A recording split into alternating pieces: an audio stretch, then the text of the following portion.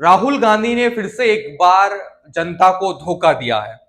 कहने का मतलब यह है कि राहुल गांधी इतने दिनों से जिस भारत जोड़ो यात्रा पर निकले हुए थे, भारत जोड़ो न्याय यात्रा पर निकले हुए थे, और उसमें जिस मुद्दों को वो उठा रहे थे, कांग्रेस की पहली लिस्ट में वो कुछ नजर नहीं आया। नमस्कार, मैं हूं विमल त्यागी और आप देख रहे हैं एवी लाइव न्यूज। आज हम बात करेंगे कांग्रेस पार्टी की जो पहली लिस्ट जारी हुई है, उस पर हम बातचीत करेंगे कि क्या वाकई में कांग्रेस पार्टी जिन मुद्दों को लेकर जो न्याय यात्रा कर रही थी, क्या उन मुद्दों पर कांग्रेस पार्टी ने काम किया है या सिर्फ जनता को झूठा वादा दिया है। जी हां, कांग्रेस पार्टी ने अपनी पहली लिस्ट जारी कर दी है और उसमें जो 39 प्रत्याशियों के नाम शामिल हैं।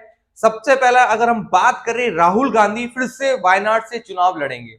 मतलब अमेठी की जनता के बारे में जो उनके कांग्रेस पार्टी के ऐसे तमाम नेता जो कह रहे थे कि अमेठी की जनता राहुल गांधी को जब देखकर रोने लगी, अपने नेता को देखकर रोने लगी जब भारत जोड़ो न्याय यात्रा अमेठी में पहुंची थी। तो मैंने भी तब वीडियो बनाई थी और कहा था कि ऐसी कौन सी जनता है जिसने राहुल गांधी को नकार दिया, राहुल गांधी को हराकर भेजा था। वो फिर से आंखों से उस जनता के आंसू आने लगे थे। अगर ऐसे ही जनता के इतने प्रिय नेता राहुल गांधी हैं, तो वो अमेठी में जाकर चुनाव क्यों नहीं लड़े, क्यों उनको वायनाड जाना पड़ा? पहला सवाल तो ये। दूसरा, ये जो 39 नाम सामने आए हैं पहली लिस्ट में, उसमें कितने प्रतिशत ओबीसी को टिकट दिया गया है, कितने प्रतिशत एससी को टिकट दिया गया है, कितने प्रतिशत एसटी को टिकट दिया गया? ये सबसे बड़ा सवाल है कि आखिरकार 50% ओबीसी की बात करने वाले राहुल गांधी उस 39 प्रत्याशियों की लिस्ट में कितने प्रतिशत ओबीसी को टिकट दे पाए, कितने प्रतिशत एससी को और एसटी को टिकट दे पाए? ये सबसे बड़ा सवाल है। उनके हक की बात करने वाले राहुल गांधी ने उन्हीं को धोखा दे दिया, क्योंकि पहली लिस्ट में ऐसा कहीं नजर नहीं आया कि 50% ओबीसी समाज को टिकट मिला हो। महिलाओं की बात करने वाले राहुल गांधी, ऐसा उनके समर्थक कहते हैं कि राहुल गांधी जो हैं वो महिलाओं के हक की बात करते हैं, लेकिन पहली लिस्ट में अगर हम बात करें तो कितनी प्रतिशत महिलाओं को हक दिया गया, कितने टिकट महिलाओं को दिए गए? अगर आप ये लिस्ट देखेंगे तो ध्यान से देखेंगे तब समझ आएगा कि कितनी महिलाओं को इसमें टिकट दिया गया। मतलब कि जनता को सिर्फ और सिर्फ झूठ बोलकर बहला लेना, मतलब झूठ में जनता को रखना। क्या कांग्रेस पार्टी का यही काम है? क्योंकि मैं जब जनता के बीच से जाता हूं तो जनता भी यही कहती है कि कांग्रेस पार्टी जो है वो जनता के मुद्दों की बात करती है, ओबीसी की बात कर रही है, एससी की बात कर रही है, महिलाओं की बात कर रही है, मजदूरों की बात कर रही है, गरीब किसानों के हक की बात कर रही है। लेकिन ये पहली लिस्ट क्या बताती है?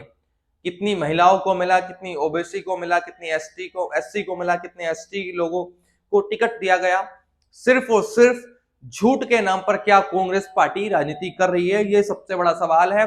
और राहुल गांधी जो वायनाड गए हैं, यानी कि अमेठी छोड़कर पहले ही मैदान छोड़कर भाग चुके हैं, कि राहुल गांधी को जो उनके समर्थक कह रहे थे कि राहुल गांधी जब मैदान में आएंगे, राहुल गांधी जब अमेठी की जनता के पास पहुंचेंगे तो अमेठी की जनता उनको बहुत सारा प्यार देगी। लेकिन फिर से अमेठी की जनता को ठग लिया है, क्योंकि अमेठी से अब राहुल गांधी चुनाव नहीं लड़ रहे हैं। कांग्रेस पार्टी कितना ही बोल ले, लेकिन वाकई में क्या राहुल गांधी डरते हैं? क्योंकि लग तो ऐसा ही रहा है कि राहुल गांधी फिर से एक बार डर कर भाग चुके हैं। पहले ही उन्होंने हार मान ली है कि अपनी पहली लिस्ट में जो उनका नाम सामने आया कि वायनाड से राहुल गांधी इस बार फिर से चुनावी मैदान में नजर आएंगे, यानी कि अमेठी से उनका कोई इरादा नहीं है चुनाव लड़ने का, क्योंकि पहले भी हार चुके हैं। और हो सकता है कि आगे कोई लिस्ट जारी हो, उसमें उनका नाम शामिल हो जाए, लेकिन ये पहली लिस्ट संकेत दे रही है कि कैसे जनता को गुमराह किया जाता है। भारत जोड़ो न्याय यात्रा के नाम पर कैसे जनता को गुमराह किया जाता है, ये पहली लिस्ट बता रही है। कितने प्रतिशत किन किन समाज के लोगों को टिकट दिया गया, कितनी महिलाओं को टिकट दिया गया, ये पहली लिस्ट बता रही है। और कि राहुल गांधी कितने डरे हुए हैं अमेठी से, और वहां की जो मौजूदा सांसद स्मृति ईरानी से, कि राहुल गांधी कितने डरे हुए हैं, ये पहली लिस्ट बता रही है। आप क्या सोचते हैं इस लिस्ट के बारे में, वो कमेंट करके जरूर बताइएगा। बहुत बहुत धन्यवाद।